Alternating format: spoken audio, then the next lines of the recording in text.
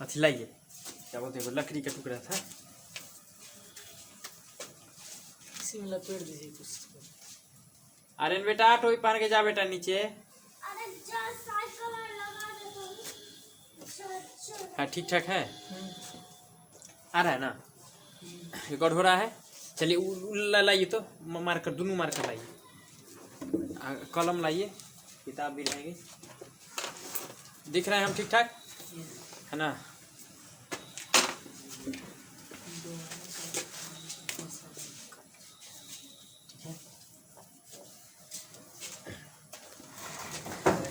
तो हम लोग अभी साइंस का ये मॉडल पेपर देखेंगे। ऑब्जेक्टिव यहाँ है मॉडल सेट 3, ऑब्जेक्टिव पर ध्यान देंगे हम। कल एग्ज़ाम होने वाला है मैट्रिक का साइंस का, तो हम मॉडल सेट 3 जो बिहार बोर्ड ने जारी किया है मॉडल पेपर, बिहार बोर्ड ने उसका हमने ये बताने का प्रयास किया है। देखिए ये मॉडल सेट 3 का मैं बता रहा हूँ, और इससे मैं उन क्वेश्चंस के बारे में बताऊंगा जो अति महत्वपूर्ण है और आसान भी हैं, ताकि आपको रिवीजन करने में दिक्कत ना हो, कमज़ोर से कमज़ोर छात्र को फ़ायदा मिले, इसका मुझे ध्यान रखना है। तो चलिए हम देखते हैं इसमें ये सेट 3 का हम कुछ क्वेश्चंस देख लेते हैं और एक्सप्लेनेशन भी देखेंगे। तो किस दर्पण का फोकस दूरी ऋणात्मक लिया जाता है, ये आपका ये पहला प्रश्न है। किस दर्पण का फोकस दूरी ऋणात्मक लिया जाता है, तो बताइए क्या होगा, ऋणात्मक किसका होगा। देखिए दर्पण क्या है, गोलीय दर्पण आप लोग पढ़ते हैं, गोलीय दर्पण आप लोग पढ़ेंगे दो तरह के, उत्तल और अवतल, इस तरह से पढ़ते हैं। तो गोलीय दर्पण गोले से बनता है, किस गोले से बनता है, खोखले गोले से बनता है। और खोखले गोले को क्या किया जाता है, रजतित किया जाता है, सिल्वर से, सिल्वर का उसमें परत सिल्वर की चढ़ाई जाती है, यानी चांदी की परत चढ़ाई जाती है। तो एक वो खोखले गोले का गोला होता है, कांच का गोला, कैसा गोला होता है, कांच का।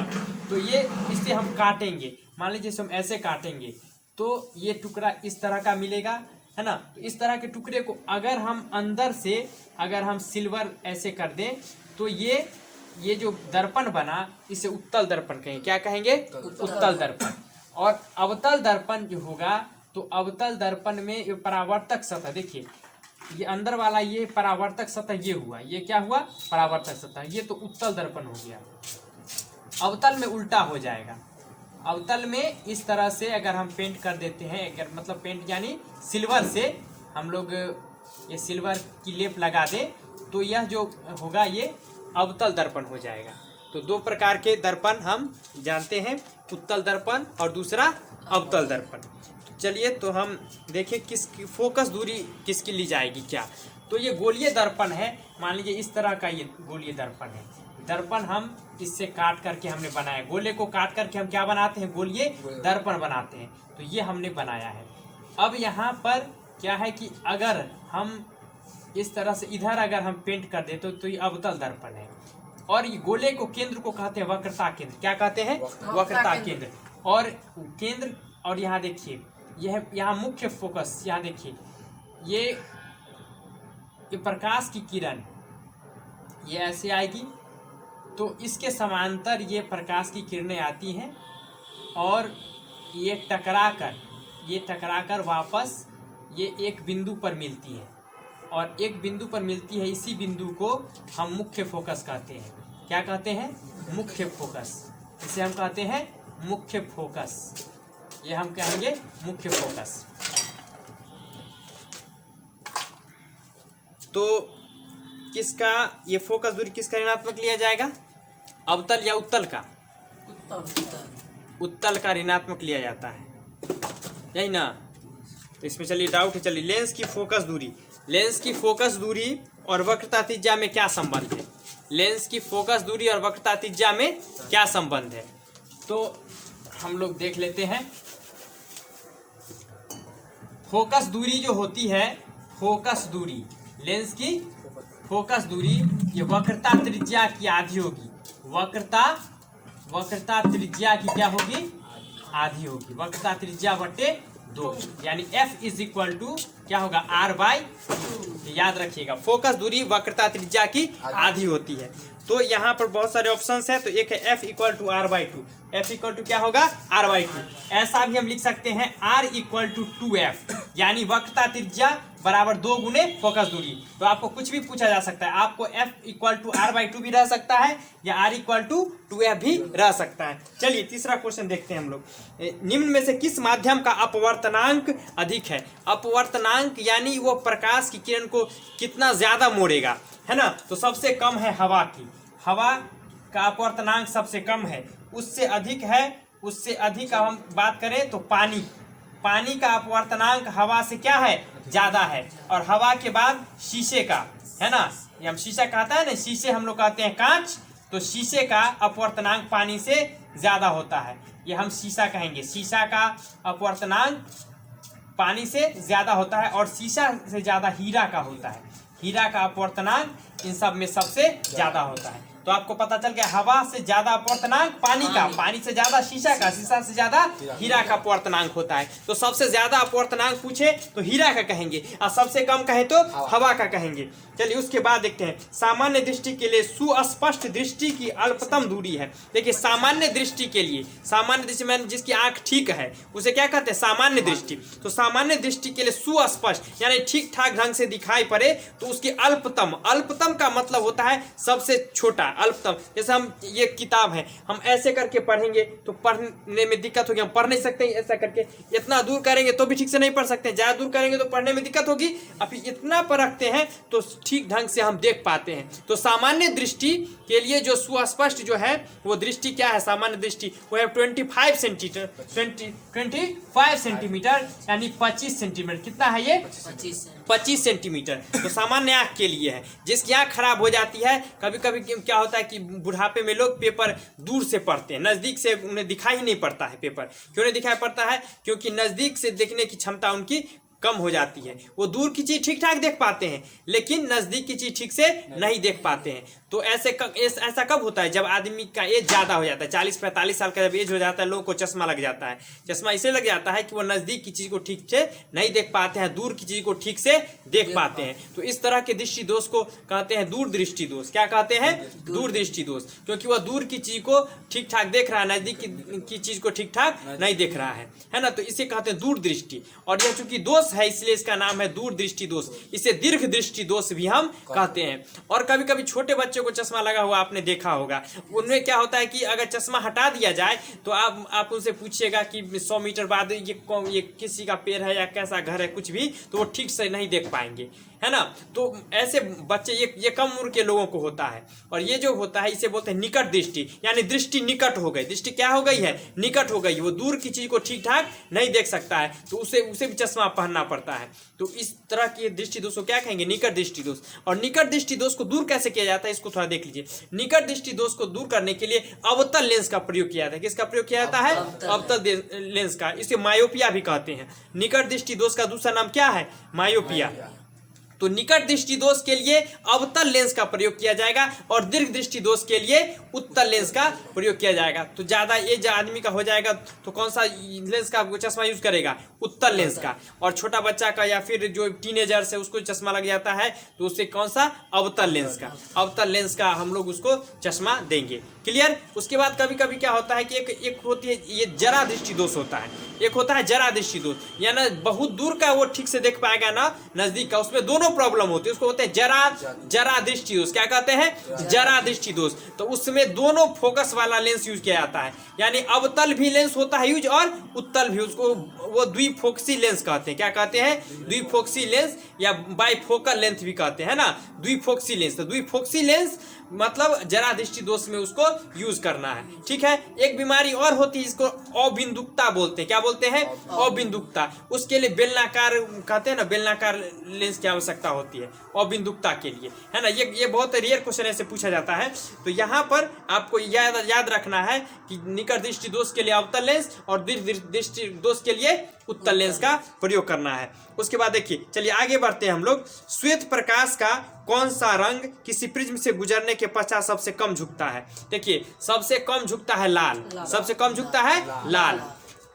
और देखिए इसलिए कभी कभी ट्रेन को रोकना होता तो लाल कपड़े से रोका जाता है क्योंकि इजीली दिख जाता है। सबसे ज्यादा झुकता है वो होता है बैगनी, सबसे ज्यादा कौन झुकता है? बैगनी झुकता है। तो याद रखिएगा, प्रिज्म से जब श्वेत प्रकाश गुजरता है तो 7 रंगों में विभक्त हो जाता है। विभक्त माने बट जाता है, टूट जाता है। कितने रंगों में? 7 रंगों में। और उसे हम कहते हैं ये प्रिज्म से गुजर गया, 7 भागों में टूट गया। हाँ, वर्ण विक्षेपण कहते हैं। बहुत अच्छा, वर्ण विक्षेपण इसको कहते हैं। और सबसे कम झुकाव होगा लाल का और सबसे ज्यादा झुकाव होगा बैगनी का। चलिए तो आगे बढ़ते हैं। निकट दृष्टि को किस लेंस के उपयोग द्वारा संशोधित किया जा सकता है? तो अवतल लेंस क्लियर हो गया। वैद्युत प्रतिरोधकता निर्भर करता है। देखिए वैद्युत प्रतिरोधकता आया है कि रेजिस्टेंस बोलते हैं ना, वो किस पर निर्भर करता है, उस पर ध्यान दीजिए। देखिए विद्युत जो प्रतिरोधकता होती है वो निर्भर करती है एक तो तार की लंबाई पर, यानी तार अगर ज्यादा लंबी है, तो प्रतिरोध ज्यादा होगा, और कम लंबा होगा तो प्रतिरोध कम होगा। तार अगर ये तार अगर पतली तार है, अगर पतली है तो इसके प्रतिरोध ज्यादा होगा, और तार जब मोटी हो जाएगी तो प्रतिरोध कम हो जाएगा, है ना। जैसे देखिए कि मोटे पाइप में पानी आसानी से बहता है ना, और पाइप पतला कर दीजिए तब वो क्या होगा, उसको निकलने में दिक्कत होगी, है ना। इस तरह समझिए। तो मोटा तार होगा तो विद्युत धारा, तो प्रतिरोध कम होगा। याद रखिए, तार की मोटाई बढ़ने से विद्युत धारा का प्रतिरोध क्या होगा, कम होगा, है ना। क्लियर। तो अब उसको अनुप्रस्थ काट बोलेंगे। इस तरह के काट को बोलते हैं अनुप्रस्थ काट, है ना। ये जो है ना, इसे क्या कहते हैं हम लोग, अनुप्रस्थ काट। तो अनुप्रस्थ काट का क्षेत्रफल अधिक हो, क्या हो, क्षेत्रफल अधिक हो तो प्रतिरोध कम जाता है। प्रतिरोध क्या हो जाता है, कम जाता है। उसके बाद लंबाई अगर बढ़ जाए तो प्रतिरोध बढ़ जाएगा। लंबाई बढ़ने से क्या होता है, प्रतिरोध बढ़ जाता है। तो याद रखिएगा। उसके बाद चालक के पदार्थ पर भी निर्भर करता है। अगर बहुत अच्छी क्वालिटी का वो धातु है, अच्छी क्वालिटी का है कहते हैं लोग, तो उस पर भी डिपेंड करता है। माने सभी धातुओं से मैंने विद्युत धारा जो निकलेगी तो प्रतिरोधकता भिन्न भिन्न होगी, है ना। तो प्रतिरोधकता जो है चालक के पदार्थ पर भी निर्भर करता है। वो क्वालिटी पर भी डिपेंड करेगा कि आखिर किस धातु का उसमें यूज किया गया है, यानी तार बनाने में यूज किया गया है किस धातु का। चलिए उसके बाद देखिए विद्युत शक्ति का एसआई मात्रक। विद्युत शक्ति या शक्ति का भी कह देगा तो विद्युत शक्ति या शक्ति का एसआई मात्रक जो होता है वाट होता है। क्या होता है, वाट होता है। इसे हम डब्ल्यू से सूचित करते हैं। किससे सूचित करते हैं, डब्ल्यू से सूचित करते हैं। ये वाट यानी ये डब्ल्यू से वाट हो गया, है ना। ऐसे हम अंग्रेजी में वाट ऐसे करके लिख सकते हैं, हिंदी में वाट ऐसे लिखा रहेगा, है ना। तो वाट है एसआई मात्रक। किसका एसआई मात्रक है, विद्युत शक्ति का। चलिए 1 यूनिट विद्युत ऊर्जा का मान है। 1 यूनिट बराबर, देखिए 1 यूनिट जो होती है 1 किलोवाट आवर। 1 किलोवाट आवर को कहते हैं 1 यूनिट। क्या कहते हैं, 1 यूनिट बोलते हैं, 1 यूनिट विद्युत बोलते हैं, है ना। और यह होती है 3.6 × 10⁻⁶ जूल, है ना। जूल को कैपिटल जे से हम लोग सूचित करते हैं। जूल है विद्युत ऊर्जा का मात्रक। जूल किसका मात्रक है, विद्युत ऊर्जा का मात्रक है। तो 1 किलोवाट आवर यानी 1 यूनिट, ये सॉरी हम गलती मैंने लिख दिया, यूनिट लिखेंगे। क्या लिखेंगे, यूनिट लिखेंगे।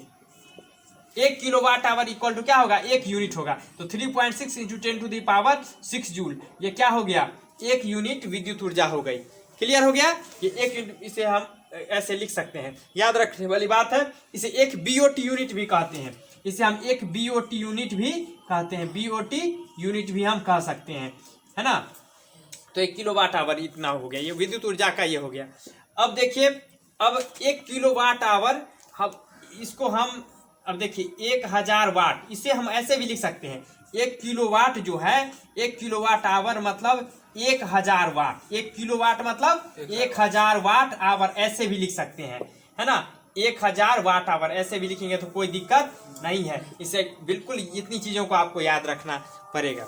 आगे बढ़ते हैं हम लोग। निम्न में से कौन सा, अब देखिए फ्लेमिंग के, ये सब छोड़ दीजिए, थोड़ा सा समझने में दिक्कत होगी, समय कम है, जल्दी बताना, कल एग्जाम है तो इस पर ध्यान नहीं देंगे। नाभिक के ऊर्जा का स्रोत कौन सा है, यूरेनियम। यूरेनियम का नाभिक के विखंडन होगा तो हमें ऊर्जा मिलेगी, नाभिक की ऊर्जा मिलेगी, क्योंकि यूरेनियम के नाभिक के विखंडन से ही ऊर्जा मुक्त होती है ना। तो देखिए एक होता है परमाणु संलयन, एक होता है परमाणु विखंडन। तो संलयन जो ऊर्जा होती है, वो सूरज से जो ऊर्जा मिलती है वो परमाणु संलयन से मिलती है। किससे मिलती है, संलयन से। सूरज में परमाणु संलयन अभिक्रिया होती है। और हम लोग देखते हैं कि विद्युत रिएक्टर, परमाणु परमाणु रिएक्टर। परमाणु रिएक्टर जानते हैं हम लोग, परमाणु रिएक्टर आपने सुना होगा। परमाणु रिएक्टर होता है, उससे परमाणु यानी नाभिकीय ऊर्जा से बिजली का उत्पादन होता है। तो नाभिकीय ऊर्जा से विद्युत का उत्पादन होगा किसमें? परमाणु रिएक्टर में। और उस ऊर्जा से किसका निर्माण होता है? उस ऊर्जा से निर्माण होता है बिजली का। तो वहां परमाणु विखंडन का यूज होगा। किसका यूज होगा? परमाणु विखंडन का। याद रखिएगा, जब हम परमाणु रिएक्टर में परमाणु विखंडन होता है और सूरज में क्या होता है? परमाणु, ये फिर सूरज में नाभिकीय संलयन अभिक्रिया होती है। क्लियर?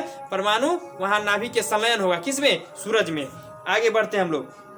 कली चूना का रासायनिक अनुसूत्र क्या है? देखिए याद रखिएगा, चूना। हम अब चूना पर आते हैं, थोड़ा सा ध्यान दीजिएगा। चूना क्या? चूना हम देखते हैं घर पर पुताई करने के लिए बोरा में लाते हैं ना, और उसको पानी में डालते हैं तो बुलबुला सा उठने लगता है और गर्म हो जाता है पानी। तो चूना, कली चूना उसको बोलते हैं। ढेला ढेला रहता है ना, उसे कली चूना बोलते हैं। और कली चूना को पानी में डालते हैं तो क्या होता है कि गर्मी पैदा होती है, पानी गर्म हो जाता है और फिर वो जो घुल जाता है ना, पानी गर्म हो जाता है, वो घुल जाता है। तो कली चूना व्हाइट कलर का जो होता है, चौक जैसा होता है। तो कली चूना को कैल्शियम ऑक्साइड बोलते हैं। क्या बोलते हैं? कैल्शियम ऑक्साइड बोलते हैं। पानी में डालने पर क्या होता है? इससे ये पानी मिलेगा, पानी का सूत्र होता है H2O होता है। तो ये रिएक्शन करने के बाद CaOH होल ट्वाइस बनता है, CaOH होल ट्वाइस। तो इस चूना को बोलते हैं कली चूना। ये कौन सा चूना हो गया?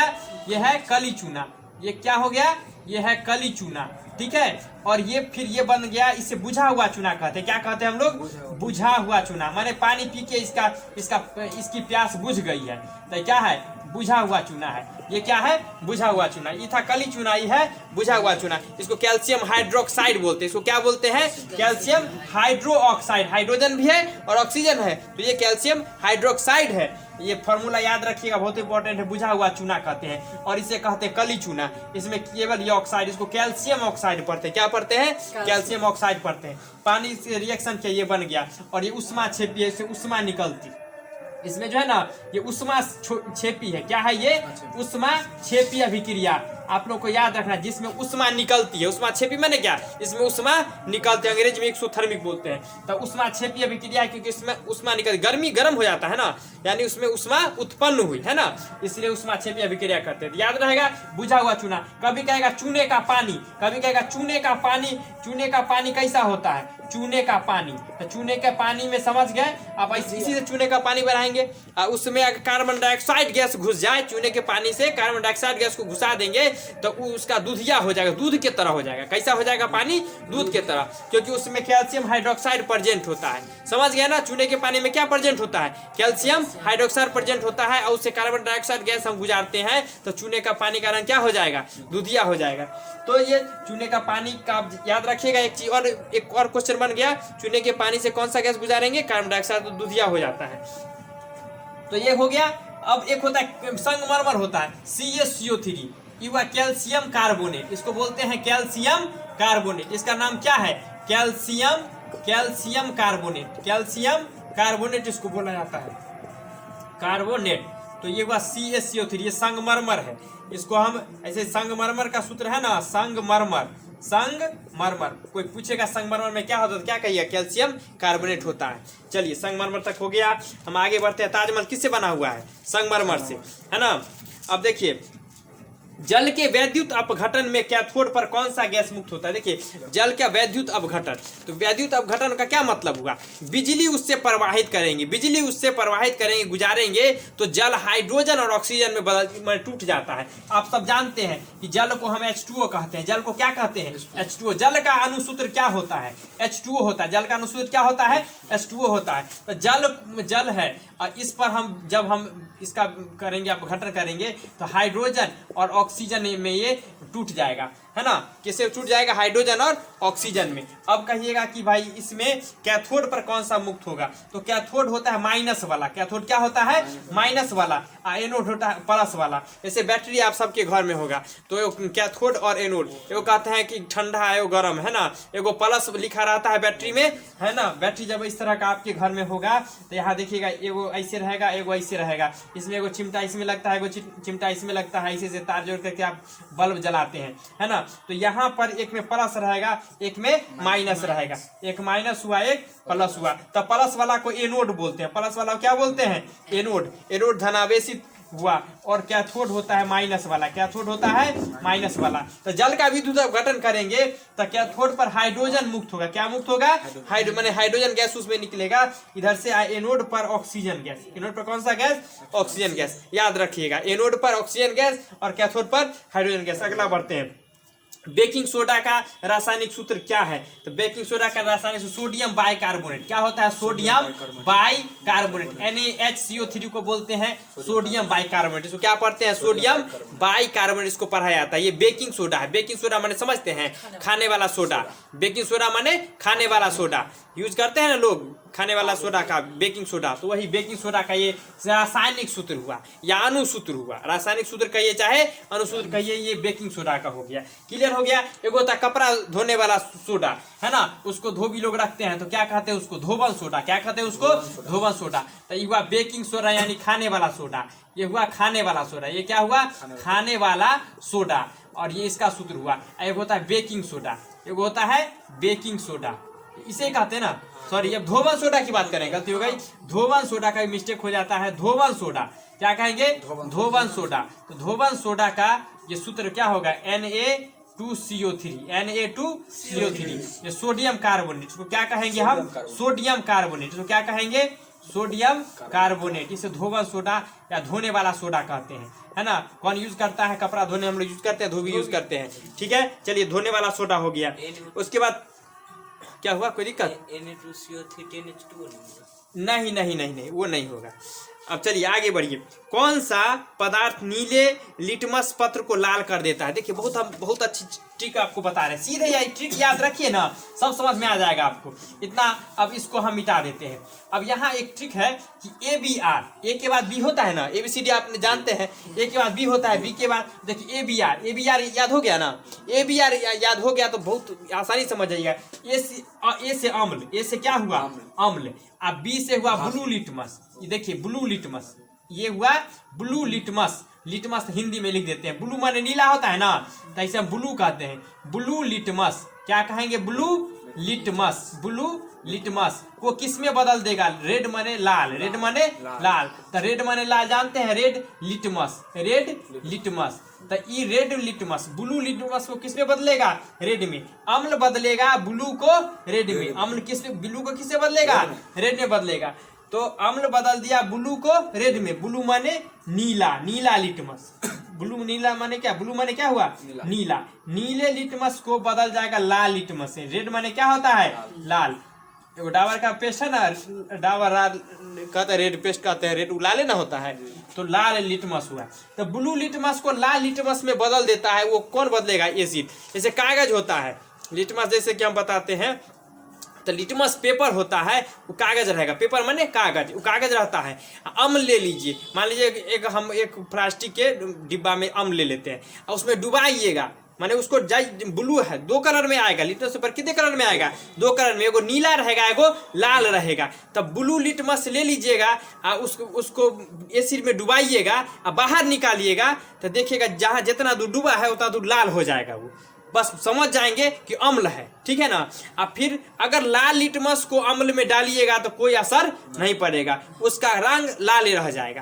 क्लियर हो गया, माने अम्ल यानी एसिड, जैसे बैटरी में क्या होता है एसिड होता है, हम लोग जो गाड़ी में भी बैटरी होता है और ऐसे बहुत जगह बैटरी का यूज करते हैं ना, तो उसके पानी को निकाल दीजिए, माने एसिड को निकालिए और प्लास्टिक के बर्तन में रखिएगा, और दूसरा बर्तन रखने पर रिस्क रहता है कि नहीं, मिट्टी पर गिर जाता है तो क्या होता है कि मिट्टी को खदका देता है, होता है ना, तो इसलिए उसको हाथ पर नहीं पड़ना चाहिए, वो चमड़ी को भी गला सकता है कि नहीं। तो ऊपर से क्या करते हैं, उसमें हम नीला रंग का जो लिटमस पेपर डालते हैं, जहाँ तक डूबेगा पेपर वहां तक लाल हो जाएगा, नीला किसमें बदल जाएगा लाल में। तो फॉर्मूला ऐसे याद रखिए ट्रिक, एसिड ब्लू को रेड में बदलेगा, ब्लू को रेड में। अब देखिए, अब एसिड एगो अम्ल होता है एगो क्षार होता है, एगो अम्ल होता है एगो क्षार होता है, तो क्षार का काम होता है रेड को ब्लू में बदलना, क्षार का काम क्या होता है रेड को ब्लू में बदलना। तो देखिए, तो सिंपल सी बात है, जब अम्ल बदला ब्लू को रेड में तो क्षार बदलेगा रेड को ब्लू में, क्षार बदल दिया रेड को ब्लू में, तो ये किसका काम हो गया, ये काम है क्षार का काम। ये किसका काम है? क्षार का। क्षार क्या करेगा? रेड को ब्लू में बदल देगा। क्लियर हो गया? अब क्षार में क्या है? जैसे चूने का पानी क्षारीय होता है। चूने का पानी कैसा होता है? क्षारीय होता है। तो चूने का पानी में इसे करेंगे तो वो क्या करेगा? अगर वो रेड लिटमस है तो किसमें बदल देगा? ब्लू को। रेड माने लाल लिटमस को। क्लियर हो गया? आप लोग याद रखिएगा, क्षार का काम क्या होगा? रेड को ब्लू में बदलना। एसिड का काम क्या होगा? ब्लू को रेड में। एसिड माने अम्ल, एसिड माने अम्ल। चलिए अब आगे देखते हैं। मिल्क ऑफ मैग्नीशिया का पीएच मान है। मिल्क ऑफ मैग्नीशिया का पीएच मान क्या है? 10.5 होता है। 10.5 होता है। कितना होता है? 10.5। Milk of magnesia. Milk of magnesia. Milk of magnesia जानते हैं आप लोग? मैग्नीशियम का हाइड्रोक्साइड है। मैग्नीशियम में क्या होता है? वो हाइड्रोक्साइड होता है। वो उजले रंग का होता है। मिल्क ऑफ मैग्नीशिया कैसा होता है? उजले रंग का होता है। इसे मिल्क ऑफ मैग्नीशिया कहते हैं। MgOH होल ट्वाइस को क्या कहते हैं? मिल्क ऑफ मैग्नीशिया कहते हैं। अब भाई कहाँ मिलता है? एंटासिड नाम से आप जाइएगा दवाई के दुकान में, कहिएगा मिल्क ऑफ मैग्नीशिया दीजिए, तो वो डेज कंपनी का मिल्क ऑफ मैग्नीशिया निकाल के नीले का दे सकता है। तो उसको खोलिएगा ढक्कन तो उजला उजला रहता है। अब पीजिएगा तो थोड़ा सा मैंने टेस्ट ये लगता है, उतना खराब नहीं लगता है। एसिडिटी पेट में हो गया है, अल्सर हो गया है पेट में, तो मिल्क ऑफ मैग्नीशिया पिला दिया जाता है। तो पिलाया जाता है, पेट में राहत हो जाएगी। गैस थोड़ा ज़्यादा मात्रा में लेने पर पेट साफ हो जाता है। समझ गया ना? और कम मात्रा में एसिडिटी को दूर करेगा, अल्सर ठीक करने का काम करता है मिल्क ऑफ मैग्नीशिया। तो वो क्या होता है? क्षारीय होता है। मिल्क ऑफ मैग्नीशिया कैसा होता है? क्षारीय होता है। तो इसका जो पीएच मान होता है वो 10.5 होता है। इसलिए वो अल्सर को ठीक करता है, एसिडिटी को क्या करता है? दूर करता है। आप जानते हैं अम्ल जोड़ क्षार बराबर लवण जोड़ जल होता है। अम्ल और क्षार के मिलने से क्या प्राप्त होता है? लवण और जल प्राप्त होता है। ठीक है, तो आगे बढ़ते हैं हम लोग। निम्न में कौन सा अधातु चमकीला है? अधातु तो देखिए 4 ऑप्शन दिया है। आयोडीन, सल्फर, ब्रोमीन और सेलेनियम। तो आयोडीन चमकीला होता है। आयोडीन क्या होता है? चमकीला होता है। निम्न में से कौन सा धातु अत्यधिक अभिक्रियाशील है? अत्यधिक अभिक्रियाशील देखिए 4 ऑप्शन है। एल्युमिनियम है, कैल्शियम है, सोडियम और मैग्नीशियम है। तो सबसे ज्यादा क्रियाशील इसमें सोडियम होगा। क्या होगा? सोडियम होगा। समझ गया ना? सोडियम पर पानी छिड़क देते, सोडियम टुकड़ा पता आग लग जाता है।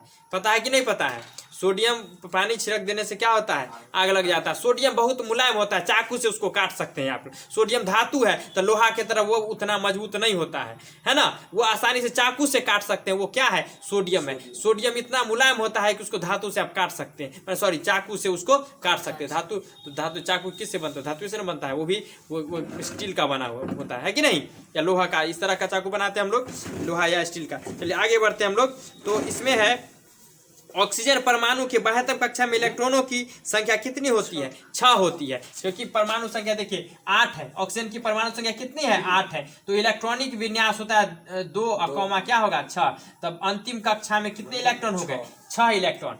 तो इसके बाह्यतम कक्षा यानी अंतिम कक्षा में कितने इलेक्ट्रॉन हो गए? 6 इलेक्ट्रॉन हो गए। अब आगे हम लोग देख लेते हैं। ब्यूटेनॉन एक कार्बनिक यौगिक है जिसका प्रक्रियात्मक समूह या अभिक्रियाशील समूह है ना? अभिक्रियाशील समूह यानी फंक्शनल ग्रुप, अंग्रेजी में फंक्शनल ग्रुप। तो अभिक्रियाशील समूह जो होता है कि इसका क्या? ब्यूटेनॉन का। तो ये कीटोन हो गया। क्या हो गया? ये कीटोन है। तो कीटोन का होता है COO होता है ऐसे, सॉरी CO ऐसे होता है कीटोन का। CO होता है ना, एगो CO होता है, सर्किल ऑप्शन होता है, ब्लॉक में होता है ना CO, समझिए वही CO है। कीटोन वही CO है। अब ब्यूटेनोन 1 से ब्यूटेनोन हुआ ना, तो नोन पढ़ते हैं लास्ट में, तो वो हो गया क्या? ये कीटोन हो गया। कीटोन में CO होता है। कीटोन में क्या होता है? CO अभिक्रियाशील समूह जो गुण बताता है। अभिक्रियाशील समूह किसे कहते हैं? पूछेगा 2 नंबर का क्वेश्चन, कहिएगा कि अभिक्रियाशील समूह जो होता है वो कार्बनिक यौगिक के गुण को निर्धारित करता है। निर्धारित करने वाले समूह को अभिक्रियाशील समूह भी कहते हैं। अपनी भाषा में आंसर देना है, ऐसा नहीं कि किताब की भाषा जो है उतना टेढ़ा देना है कि नहीं? अपनी भाषा में यथासंभव लिखा रहता है, यथासंभव परीक्षार्थी उत्तर दे अपनी भाषा में, रहता नहीं लिखा हुआ। तो आप लोग ये नहीं सोचे कि हम ऐसे लिख देंगे तो क्या होगा, थोड़ा अपने ये शब्दों में ही आंसर आपको देना है। चलिए आगे बढ़ते हैं। ऑक्सीजन, ये नाइट्रोजन के 2 परमाणुओं के बीच कितने आबंध बनते हैं? नाइट्रोजन जो अणु होता है, नाइट्रोजन अणु वो N2 होता है। क्या होता है वो? N2। और इसका जब हम लिखते हैं तो इस तरह से ये बॉन्ड ऐसे बनते हैं। नाइट्रोजन नाइट्रोजन के बीच कितने बॉन्ड बनते हैं? 3 बॉन्ड बनते हैं। और देखिए 2 इलेक्ट्रॉन ऐसे, ये जो है लोन पेयर ऑफ इलेक्ट्रॉन्स 2 खाली रहता है, ये दोनों खाली रहता है। तो नाइट्रोजन जो परमाणु है उसमें 3 ये जो है ना कितने बन जाएंगे? ये 3 नाइट्रोजन परमाणु के बीच 3 बंध बनते हैं। बंध माने बॉन्ड, बंधन या कहिए या बंध कहिए, बात बराबर है। इसे इंग्लिश में बॉन्ड कहते हैं। 3 बंध बनते हैं तो त्रिबंध है, त्रिबंध या त्रिआबंध सब चलेगा। एल्कीन का सामान्य सूत्र देखिए, एक होता है एल्केन, एल्कीन, एल्काइन। याद रखिएगा। देखिए हाइड्रोकार्बन जो होते हैं ना ये 3 तरह के होंगे। एक एल्केन है ना, हाइड्रोकार्बन जो होंगे, हाइड्रोकार्बन समझते हैं आप लोग? हाइड्रोकार्बन किसे कहेंगे? वैसा यौगिक जो हाइड्रोजन और कार्बन से मिलकर बना है, जिसमें हाइड्रोजन और कार्बन हो, सो क्या कहेंगे? हाइड्रोकार्बन। तो हाइड्रोकार्बन में क्या क्या, पहले इसको देख लेते हैं एग्जाम्पल में। जैसे ये CH4 को मीथेन कहते हैं, है ना। C2H6 को क्या कहते हैं? ये इथेन कहते हैं। C3H8 को क्या कहते हैं? क्या कहते हैं C3H8 को? प्रोपेन कहते हैं। ठीक है, इस तरह के बहुत सारे हैं। C2H4 है ना, ये इथीन हो गया। तो इसको याद रखिए, मेथेन है या मीथेन जो कहिए, ये मेथेन मीथेन कुछ भी कहिए हो गया। ये फिर क्या हो गया? इथेन हो गया। क्या हो गया? ये इथेन हो गया। ये प्रोपेन हो गया। ये क्या हो गया? प्रोपेन हो गया। और इसे कहते हैं इथीन कहते हैं। क्या बोलते हैं हम लोग? इथीन कहते हैं। तो इस तरह से इथीन को आप देखिए और भी है। तो ये हाइड्रोकार्बन है, C6H6 होता है। तो ये जो है ये बेंजीन, ये देखिए बेंजीन का ये सूत्र ऐसे होगा। बेंजीन का संरचना सूत्र ऐसे आप लोग लिख सकते हैं। बेंजीन का ऐसे इस तरह से बेंजीन का लिखा जाता है। पूछता है इंपॉर्टेंट क्वेश्चन, बेंजीन का संरचना सूत्र लिखिए। तो बेंजीन का ये है। ये किसका है? बेंजीन का। बेंजीन का ये संरचना सूत्र इस तरह से होता है, C6H6 बेंजीन का। तो ये सब हाइड्रोकार्बन, ये सब क्या है? क्योंकि हाइड्रोजन और कार्बन है। तो हमें देखिए ओपन चेन वाला जो होता है हाइड्रोकार्बन, माने खुली श्रृंखला वाला, वो 3 प्रकार का होता है। तो हाइड्रोकार्बन में हम एल्केन, एल्कीन और एल्काइन 3 भाग में हम बांटते हैं। खुली श्रृंखला वाला देखिए, जैसे मीथेन हुआ, तो मीथेन जो है ना वो खुली श्रृंखला वाला है, इसमें केवल सिंगल बॉन्ड होगा। एल्केन में क्या रहेगा? केवल सिंगल बॉन्ड। कार्बन कार्बन के बीच सिंगल बॉन्ड होगा, वो किस में होगा? एल्केन में। एल्केन में सिंगल बॉन्ड, कार्बन कार्बन के बीच सिंगल बॉन्ड। और एल्कीन में होगा डबल बॉन्ड। एल्कीन में क्या होगा? डबल। कम से कम एक जगह डबल बॉन्ड होगा ही एल्कीन में। जैसे यहाँ देखिए, इसमें कम से कम एक जगह ये डबल बॉन्ड हो गया, है ना। देखिए इस तरह से हम यहाँ देखें तो ये है एल्कीन, और इसका नाम हम बाद में देख लेंगे। फिर यहाँ देखिए एल्काइन, कार्बन कार्बन के बीच जो है ट्रिपल बॉन्ड हो तो इसको एल्काइन कहते हैं। ये एल्केन हो गया, एल्केन, और ये एल्कीन, एल्केन एल्कीन, और ये हो गया एल्काइन। क्या हुआ? एल्काइन। एल्केन एल्कीन और एल्काइन हो गया। एल्केन एल्कीन एल्काइन, तो H लगा दीजिए। तो ये इथेन है। पहला जो आप देख रहे हैं इसको इथेन, ये इथेन का संरचना सूत्र है। और ये देखिए ये प्रोपीन हो गया। ये क्या हो गया? ये प्रोपीन। प्रोप माने 3, ये प्रोपीन हो गया। इसका नाम है प्रोपीन। क्या है ये? प्रोपीन। प्रोपीन हो गया। और ये है एल्काइन, और इसका नाम है इथाइन। इथ माने 2, तो इसका नाम है इथाइन। क्या हो गया? ये इथाइन हो गया।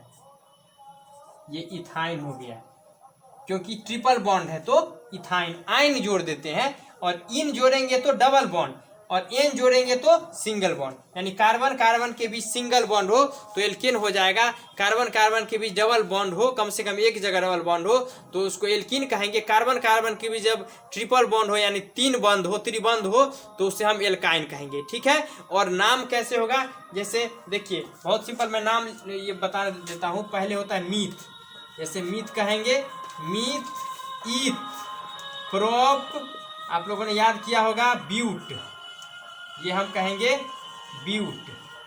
और pent, pent, hex, pent, hex, hept, oct, oct, non, और डेक, डेक।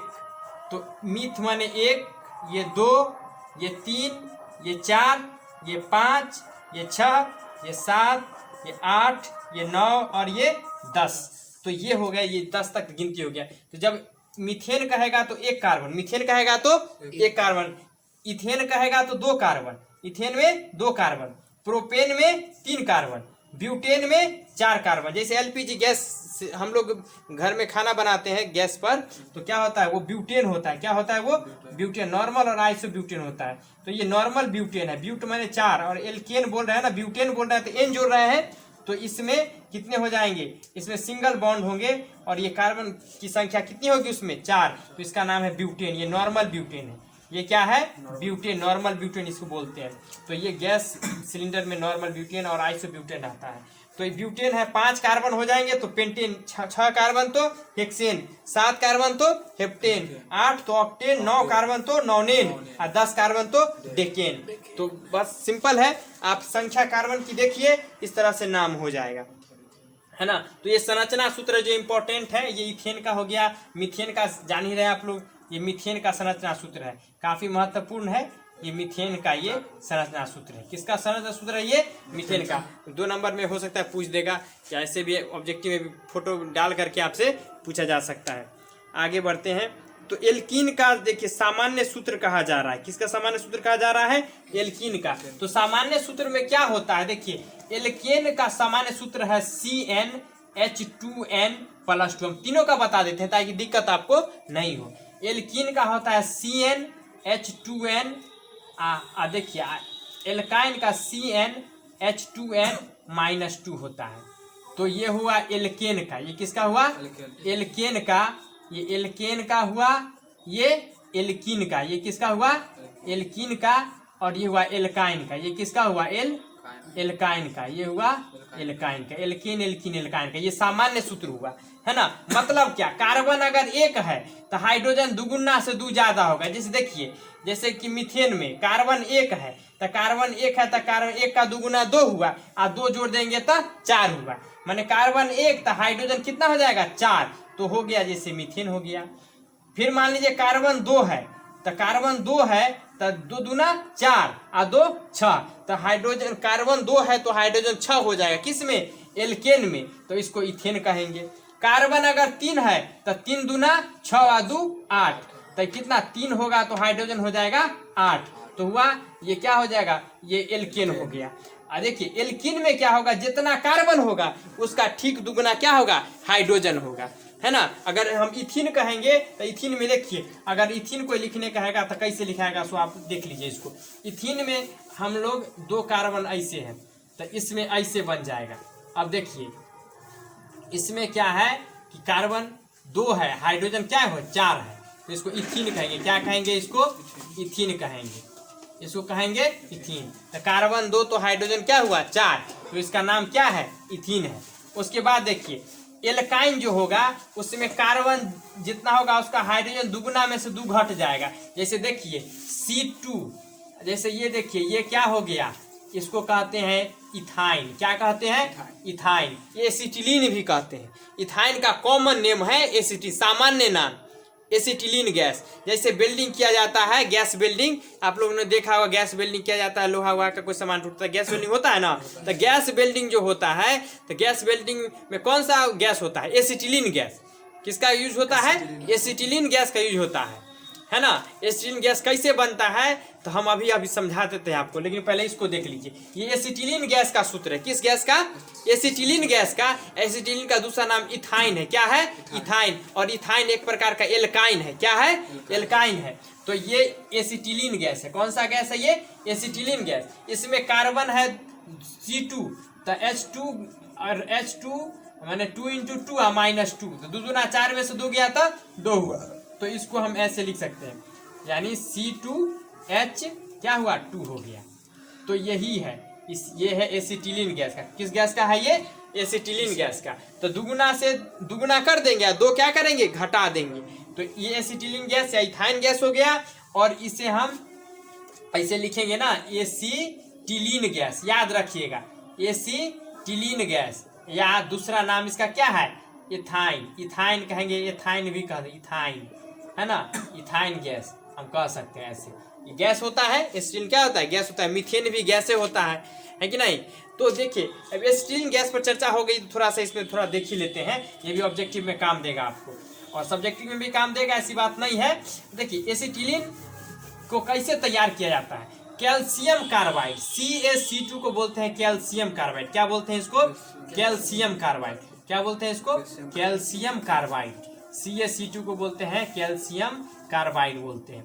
तो CaC2 कैल्शियम और कार्बन का दो परमाणु है और कैल्शियम का एक परमाणु है। तो इस पर जल हम डालते हैं ना, क्या करते हैं, जल डालते हैं, पानी डालते हैं ना, तो क्या होता है कि ये कौन सा गैस बनाएगा, एसिटिलीन बनाएगा, है ना। तो ये दोनों ऐसे कि ये देखिए C2H2 ये हो जाएगा, है ना। तो क्या होगा, ये हुआ H2, ये C2 और क्या होगा H2, एसिटिलीन गैस बन जाएगा दोनों से, है ना। तो ये एसिटिलीन गैस बन गया, क्या बन गया, ये एसिटिलीन बन गया, है ना। ये एसिटिलीन ये गैस हुआ, तो कार्बन ये दोनों मिलकर एसिटिलीन गैस बना देता है, तो C2H2 गैस बन जाता है। तो इसका याद रखिएगा नाम कैल्शियम कार्बाइड। पूछा जाता है कि एसिटिलीन गैस कैसे तैयार होता है, कैसे बनता है, तो कहिएगा कैल्शियम कार्बाइड पर जल की प्रतिक्रिया कराने पर एसिटिलीन गैस प्राप्त होता है। VVI क्वेश्चन है, ये इंपॉर्टेंट क्वेश्चन है ना। तो ये याद रखना है आपको। और एसिटिलीन गैस और भी होता है, जैसे कि फल पकाते हैं, लोग कहते हैं कार्बेट डाल दीजिए, नहीं कहता है कार्बेट, उसको कार्बाइड बोला जाता है। उसे कच्चा फल पक जाता है, क्यों पक जाता है कि वो पानी नमी से क्या करता है, नमी सोखता है, गर्मी उससे निकलती है, क्योंकि वो गर्मी भी, ये उष्माक्षेपी है क्योंकि इसमें गर्मी निकलती है। तो कार्बाइड गर्म होता है, धीरे धीरे क्या करता है, फल को पका देता है। कच्चा केला है, कार्बाइड डाल दीजिए, उसको ढक दीजिए, तो क्या करेगा, जल्दी केला पक जाएगा, है ना। तो कार्बाइड, उसी को कार्बेट लोग बोलते हैं, गांव में कार्बेट बोलते हैं। तो वही कार्बाइड है, वो कौन सा कार्बाइड है, कैल्शियम कार्बाइड है।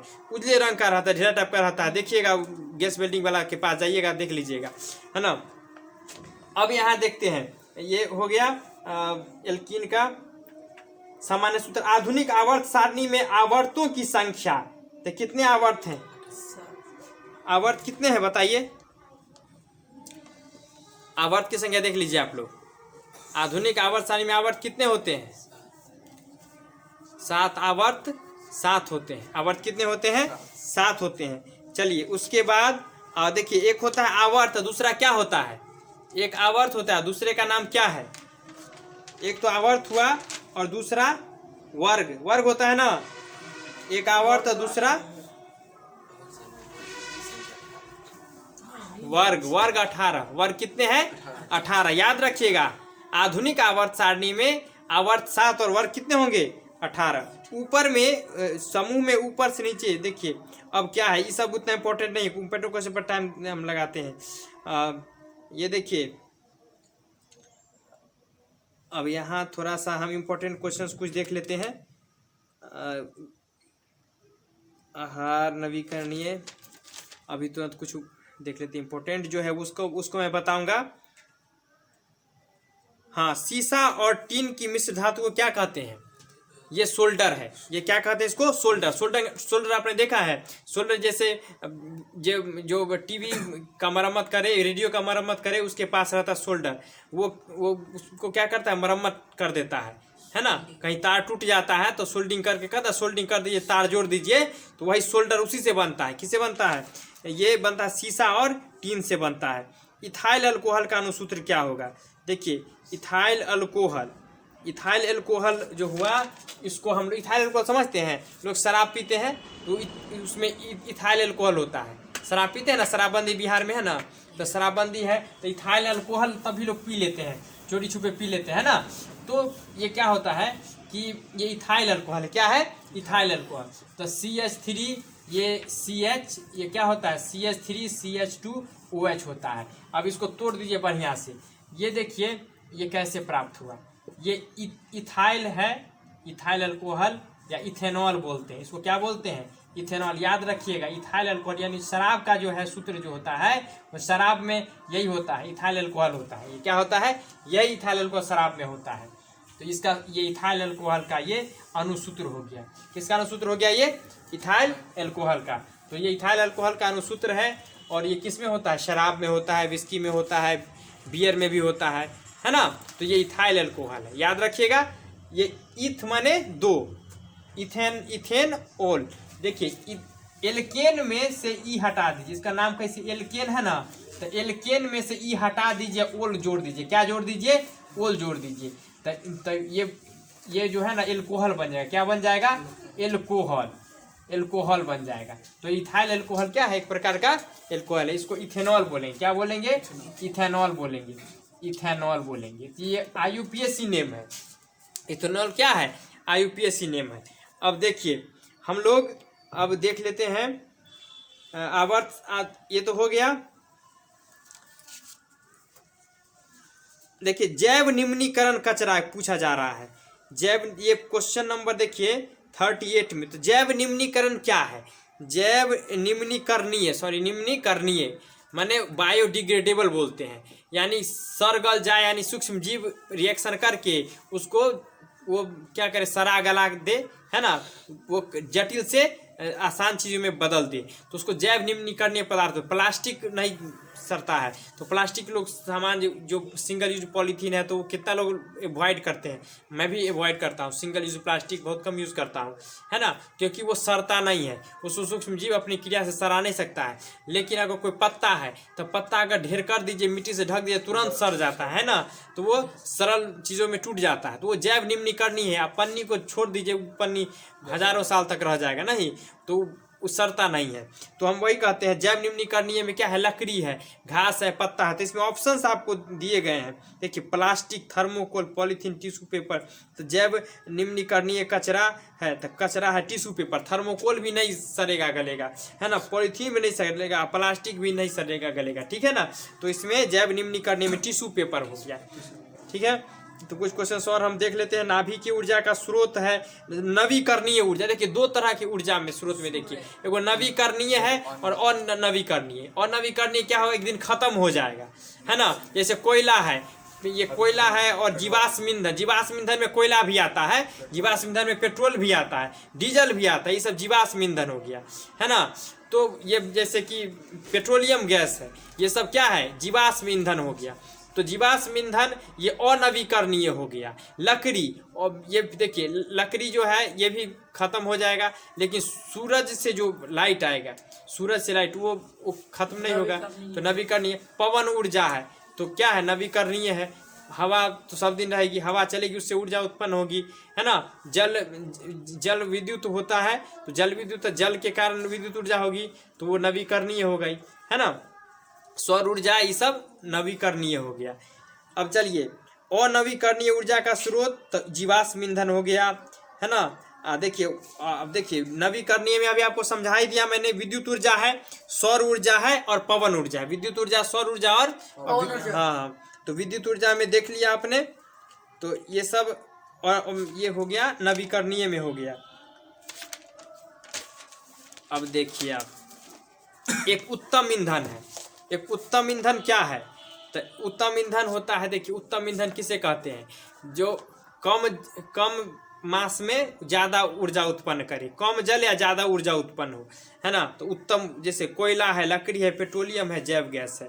तो इसमें हम देख लेंगे जो उत्तम ऊर्जा, जिसका उष्मीय मान ज़्यादा हो, जिसका उष्मीय मान ज़्यादा हो। तो 1 ग्राम को जलाने पर जितनी ऊर्जा मुक्त होती है, इस हिसाब से उसको उष्मीय मान कहते हैं। 1 ग्राम किसी ईंधन का जलाएंगे ना, तो जितनी ऊर्जा मुक्त होती है उसी को उष्मीय मान कहते हैं, है ना। तो वह उष्मीय मान जिसका ज़्यादा होगा, वो ईंधन उतना ही उत्तम होगा। तो आगे देखें हम लोग कुछ और महत्वपूर्ण सवाल देख लेते हैं। C13 वाला हम लोग देख लिया। देखिए अब आते हैं, ये देखिए ये सबसे बड़ी ग्रंथि मनुष्य के शरीर की जानते हैं क्या है? लीवर है। लीवर सबसे बड़ी ग्रंथि होती है, ग्लैंड बोलते हैं इंग्लिश में। लीवर सबसे बड़ी ग्रंथि, याद रखिएगा, इंपॉर्टेंट है। ग्वाइटर अथवा घेंगा किससे होता है? आयोडीन की कमी से ग्वाइटर अथवा घेंगा होता है। कोशिका झिल्ली किस प्रकार की झिल्ली है? अर्ध पारगम्य है, सेमी परमिएबल बोल देंगे, है ना, कि कुछ चीज को वो अलाउ करता है, पार हो जाएगा उससे हो गया, कुछ चीज उससे अलाउ नहीं होगा, इसलिए कोशिका झिल्ली जो है अर्ध पारगम्य झिल्ली है ना।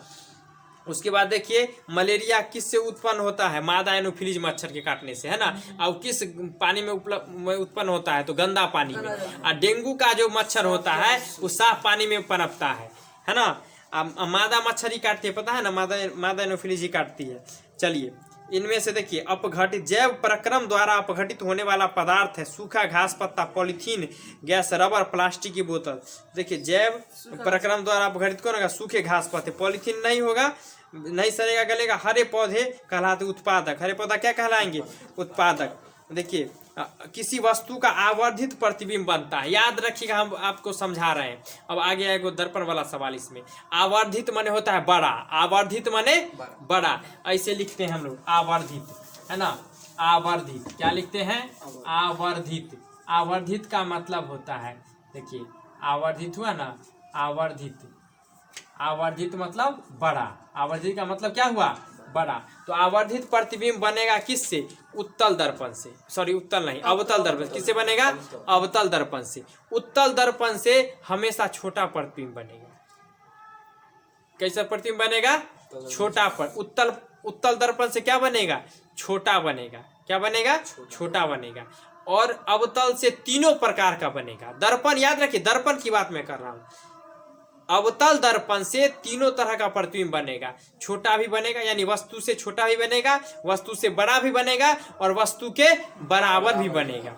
ठीक है, लेकिन उत्तल दर्पण से हमेशा वस्तु से छोटा बनेगा। अब देखिए गाड़ी का साइड मिरर होता है, साइड मिरर समझते हैं? बाइक चलाते हैं हम लोग तो साइड में होता है ना सीधा, पीछे के गाड़ी को देखने के लिए कि बायां दायां हम लोग करते हैं, देखते हैं कि पीछे से कोई गाड़ी तो नहीं आ रही है, तो साइड मिरर बोलते हैं उसको। क्या बोलते हैं? Side mirror. तो साइड मिरर में अपना मुंह देखिएगा तो जितना बड़ा मुंह आपका है उससे छोटा दिखाई पड़ेगा। क्यों दिखाई पड़ेगा?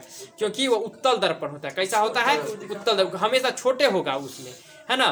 तो जो भी होगा ना तो छोटा दिखाई पड़ेगा। उत्तल दर्पण में क्या होता है? हमेशा जो वस्तु है वो कैसा दिखाएगा? छोटा दिखाई पड़ता है। ठीक है, तो वो उत्तल दर्पण है। उसके बाद देखिए दाढ़ी बनाने जाते होंगे कभी कभी, तो हजाम जो रखता है, मैंने हजामत यानी नाई बोलते हैं बार्बर, तो वो क्या करता है? वो जो दाढ़ी बनाता है तो उसका जो दर्पण होता है जनरली, तो वो क्या होता है कि उसमें चेहरा बड़ा दिखाई पड़ता है। अपना चेहरा देखिए तो बड़ा चेहरा दिखाई पड़ेगा, तो वो होता है अवतल दर्पण। वो कैसा होता है? हजामती दर्पण जो होता है वो अवतल दर्पण होता है।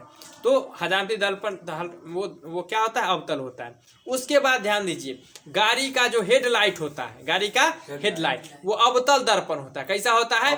अवतल दर्पण होता है। तो गाड़ी का हेडलाइट याद रखिएगा, गाड़ी का हेडलाइट अवतल दर्पण, और साइड मिरर उत्तल दर्पण, साइड मिरर उत्तल दर्पण। दाढ़ी बनाएंगे तब, है ना? दाढ़ी भी हमको भी दाढ़ी बनाना है, बड़ा बड़ा हो गया, तो उसमें कैसा दर्पण रहेगा? हजाम क्या? अवतल दर्पण रहेगा। कोई दिक्कत? तो ये भी जान गए आप लोग दर्पण के बारे में। अब थोड़ा सा अब लेंस के बारे में थोड़ा और चर्चा कर लेते हैं हम लोग, लेंस की बात कर लेते हैं, अच्छा रहेगा।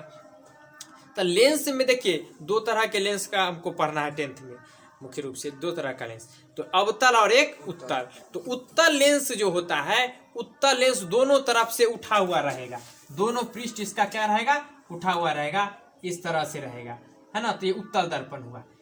देखिए आपको देखना है ना एग्जाम्पल, तो कभी कभी देखिएगा कि छोटा बच्चा कभी कभी एक खरीदेगा, इंस्ट्रूमेंट बॉक्स में इस तरह का लेंस होता है, ठीक है, उससे सूरज की रोशनी में ऐसे रखता है ना तो कागज जल जाता है। कागज में क्या होता है? आग पकड़, कागज का टुकड़ा मान लीजिए इसे रख दिया है, और सूरज की किरण आ रही है, इससे गुजरती है ना तो एक जगह जमा हो जाती है किरण, और जमा हो जाती है ना किरण तो यहाँ पे गर्मी उत्पन्न हो जाती है ज्यादा। क्या होती है? गर्मी ज्यादा उत्पन्न हो जाती है, तो ये कागज में आग पकड़ता जल जाता है।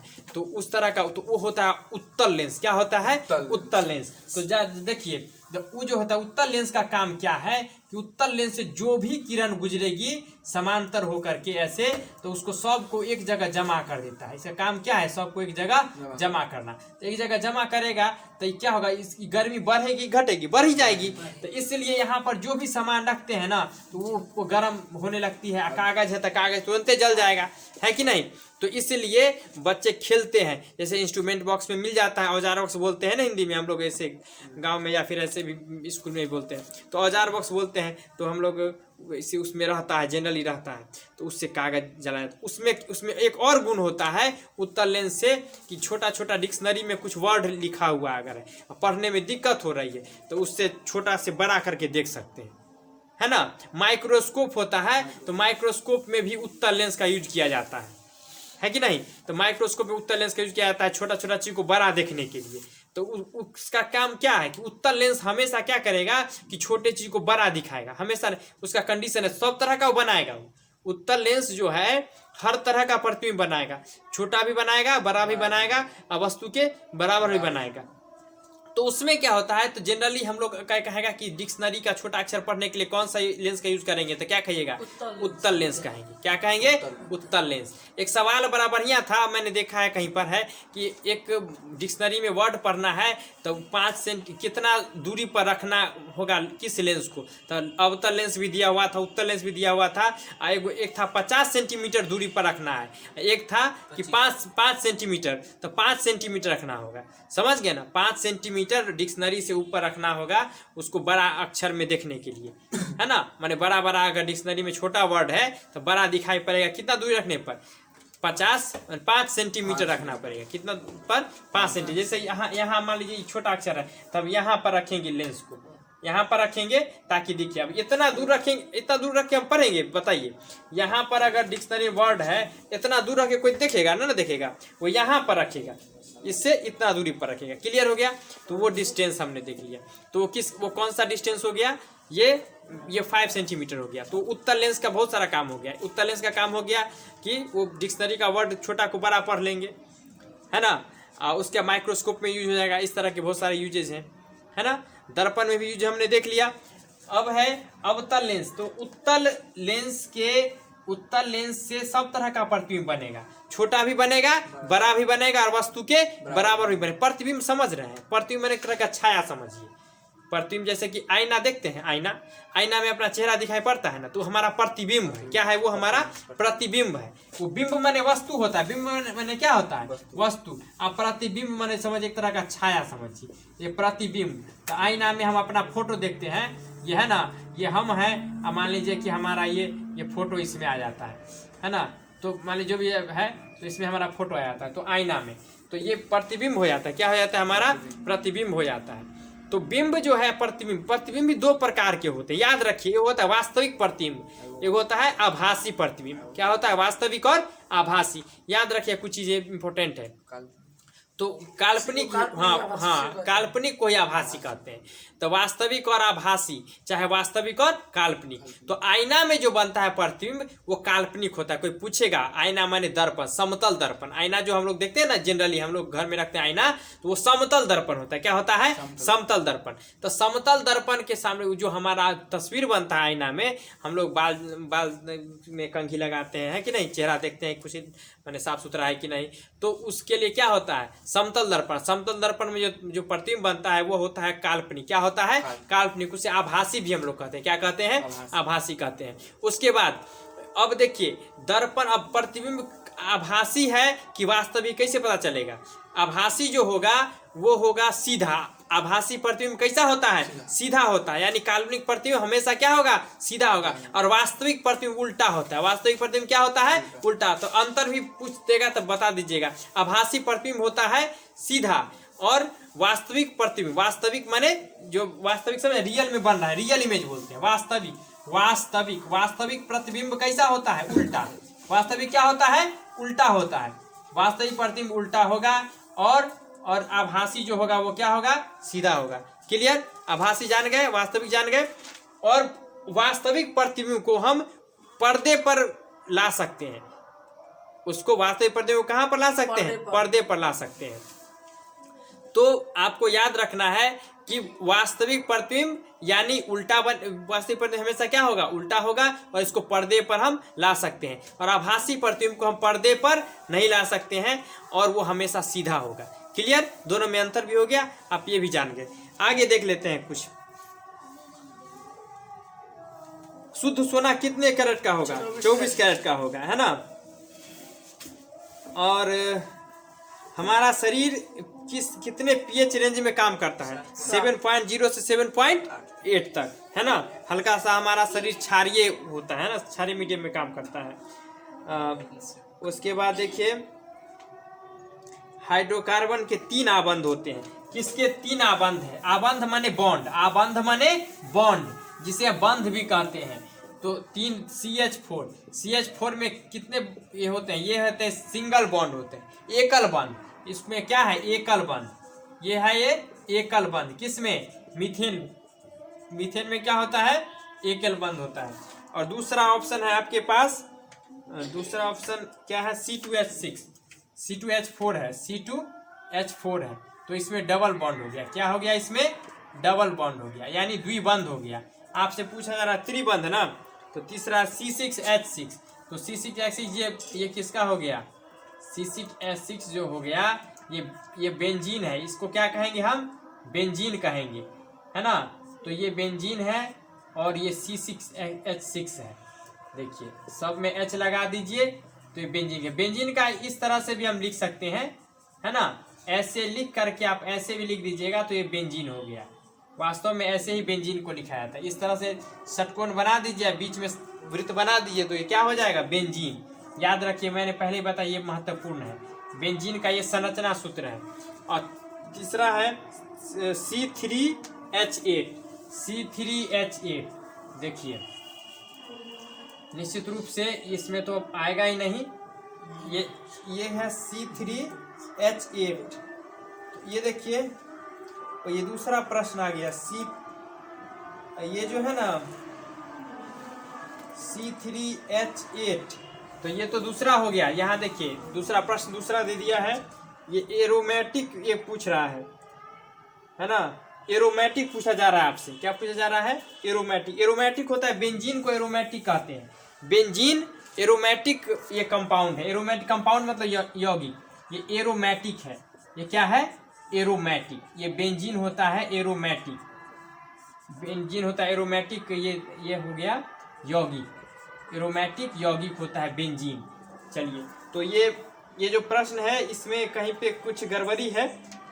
ये इसमें 3 आबंध जो है C3H4 है। देखिए ये C3H4 दिया गया, तो यहाँ देखिए ये है C3H4।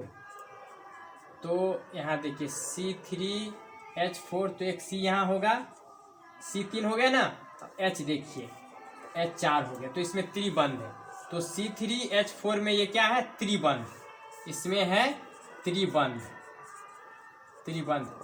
क्लियर, C3H4 इसमें देख रहे हैं ना, C3H4 में है त्रिबंध। आगे देखते हैं हम लोग, उदग्र स्तंभों को क्या कहते हैं, वर्ग। आवर्त सारणी के उदग्र स्तंभ को क्या कहते हैं, वो आवर्त सारणी इस तरह से होता है ना, तो इस तरह से बना होता है आवर्त सारणी। तो उदग्र स्तंभ जो होते हैं इस तरह से बने हुए होते हैं, इसे हम वर्ग कहते हैं। क्या कहते हैं, वर्ग। और इस तरह के जो होते हैं क्षैतिज को बोलते हैं आवर्त। याद रख, आवर्त, क्षैतिज क्या बोलते हैं, आवर्त।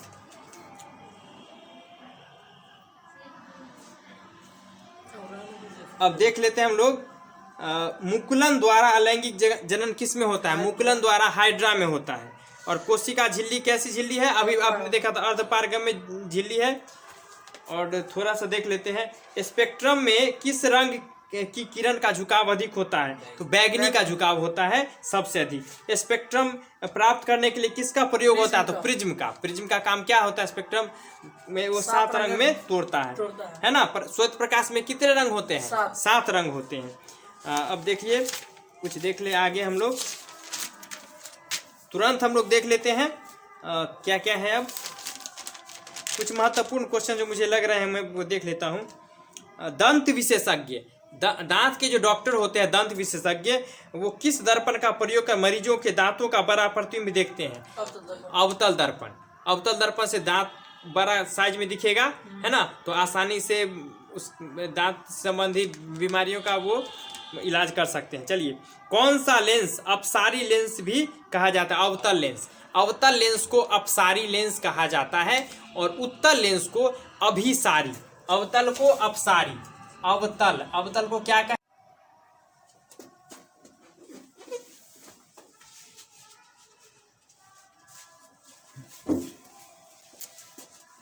चलिए तो देखते हैं हम लोग।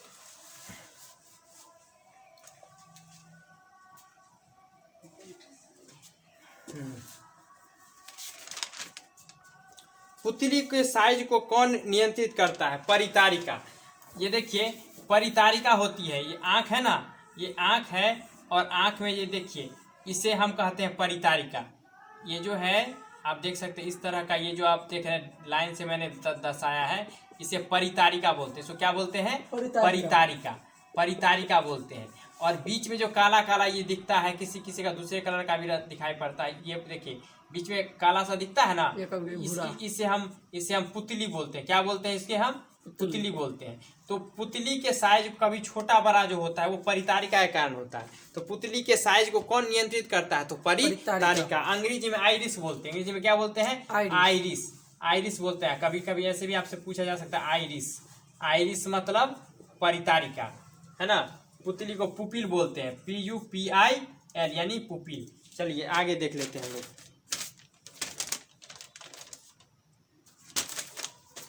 किस दृष्टि दोष को अवतल और उत्तल दोनों लेंसों से बने द्विफोकसी लेंस द्वारा संशोधित किया जा सकता है? देखिए जरा दूर दृष्टिता, है ना, जरा दृष्टि दोष को दोनों लेंस के यूज से ठीक करेंगे।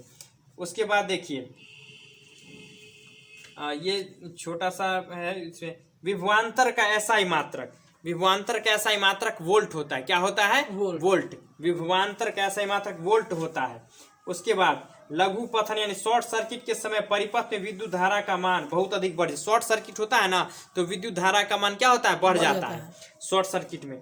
उसके बाद देखिए हम लोग देखें एक प्रश्न है, तांबे के तार की एक आयताकार कुंडली किसी चुंबकीय क्षेत्र में घूर्णी गति कर रही है, तो इस कुंडली में प्रेरित विद्युत धारा की दिशा में कितने परिभ्रमण के पश्चात परिवर्तन होता है? तो इसमें चौथाई होगा। जब ये वर्गाकार या आयताकार होगा तो ये चौथाई पर ये होगा, परिवर्तन होगा। अब चलिए उसके बाद अगला देख लेते हैं, सौर कुकर के लिए कौन सा दर्पण सर्वाधिक उपयुक्त होता है? तो अवतल दर्पण। कैसा दर्पण? अवतल दर्पण। सौर कुकर में अवतल दर्पण का यूज होगा।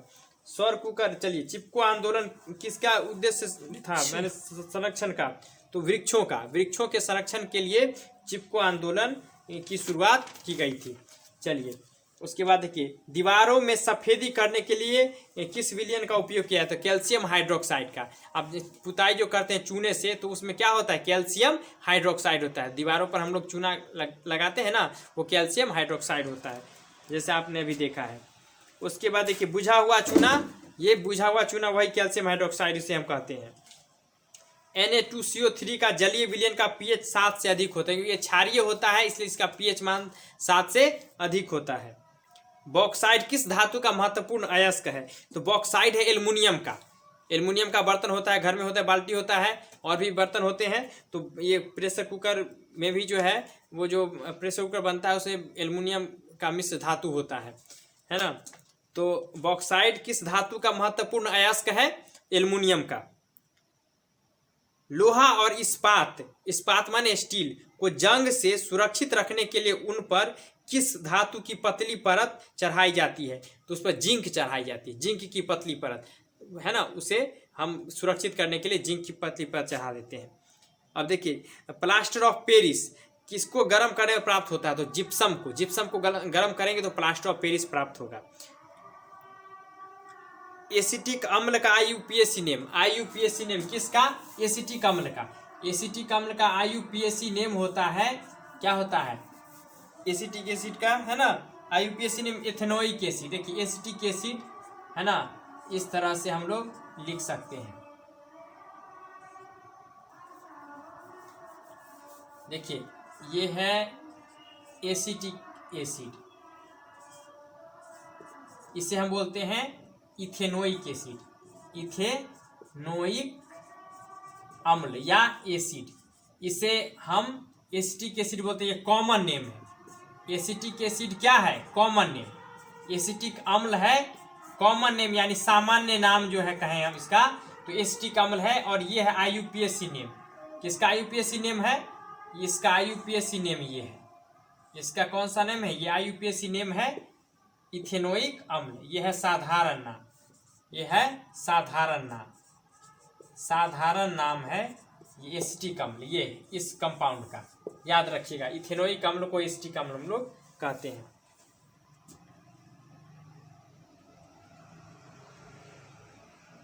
विद्युत अपघटनी परिष्करण में अशुद्ध धातु को बनाया जाता है एनोड। देखिए जब विद्युत अपघटन के जरिए हम लोग किसी धातु को शुद्ध करते हैं तो एनोड के रूप में अशुद्ध धातु का हम लोग प्रयोग करते हैं, तो ये एनोड होगा। अष्टक सिद्धांत को किसने स्थापित किया था? न्यूलैंड्स ने अष्टक सिद्धांत को स्थापित किया था, न्यूलैंड्स का अष्टक। आधुनिक आवर्त सारणी आवर्त नियम के अनुसार तत्वों का गुणधर्म परमाणु संख्या का आवर्त फलन होता है। याद रखिएगा, परमाणु संख्या का आवर्त फलन होता है, मैंने परमाणु संख्या के आधार पर आधुनिक आवर्त सारणी को बनाया गया है।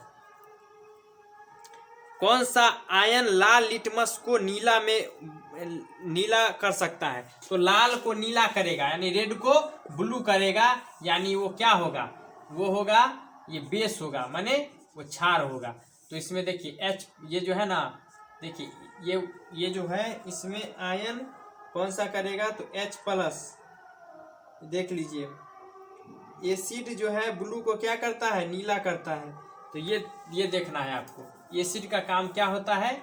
एसिड करता है ब्लू लिटमस को नीला। एसिड का काम क्या है? ब्लू लिटमस को क्या करना होता है? एसिड का काम क्या होता है? ब्लू लिटमस को रेड करना। ब्लू लिटमस को रेड करना किसका काम होता है? एसिड का होता है। अब आगे देखते हैं, पादप में जाइलम उत्तरदायी है जल का वहन करने के लिए ये जाइलम उत्तरदायी होता है। माने जाइलम जो होते हैं ना, तो ये दो होता है, जाइलम होता है, दूसरा क्या होता है? फ्लोएम होता है। तो जाइलम का काम है जल का वहन करना, नीचे से ऊपर ले जाता है जल का वहन। अब फ्लोएम का काम क्या होता है? वो पत्ती से भोजन जो बनता है उसको भोजन ये पेड़ के विभिन्न भागों में पहुंचाना, वो फ्लोएम का काम होता है। जाइलम का काम क्या होगा? वो जल का वहन करना होता है, वो नीचे से ऊपर ले जाता है जल को। अब कोशिका का ऊर्जा मुद्रा किसे कहते हैं? एटीपी को। एटीपी को कहते हैं कोशिका का ऊर्जा मुद्रा। क्लियर? और पत्तियों में गैसों का आदान प्रदान कहाँ होता है? तो ये होता है रंध्र में। रंध्र माने छिद्र, पत्ती में स्टोमेटा बोलते हैं, उसको रंध्र बोलते हैं, स्टोमेटा बोलते हैं, गैसों का आदान प्रदान। उसके बाद देखिए, अब कौन सा पादप हार्मोन पत्तियों के मुरझाने के लिए उत्तरदायी है? तो एब्सिसिक अम्ल होता है।